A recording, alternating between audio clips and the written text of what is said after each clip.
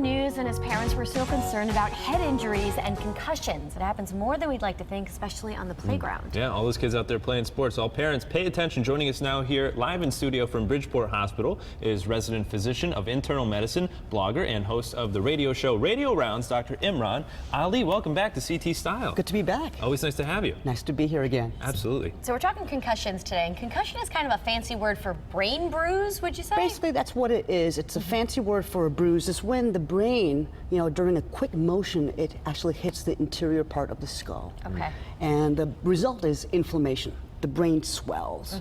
And that's the thing what we talk about when we talk about concussions, is that people just go right back out to the playing field and go right at it again. You have to let the brain heal. Well, plus sometimes they don't know that they have a concussion. Exactly. Right? Sometimes you will not lose consciousness. You might not feel nausea. You may not, feel like, something's wrong. You just walk it off and you go back on the field.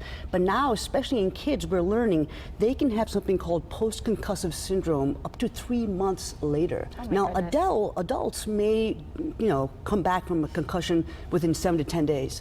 Kids take much longer.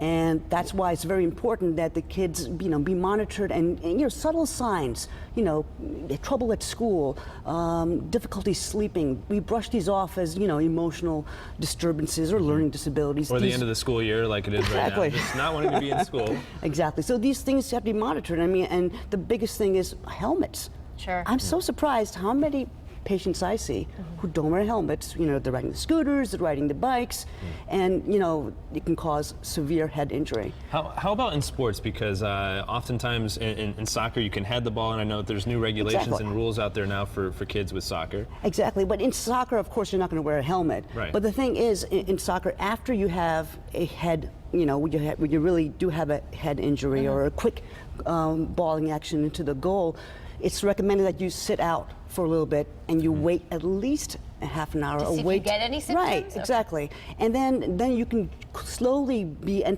go back into the game based on your activity. And also, believe it or not, even it's important to sleep and to rest the mind after a concussion. After concussion. In kids, the University of Cincinnati Children's Medical Center, they did a study. They looked at post-concussion syndrome. Actually brain rest, actually, not even using. You're not doing crossword puzzles. Not doing crossword puzzles. You want to really take it easy. Right, because you want to let that brain, that swelling, go down. Yeah. And that's.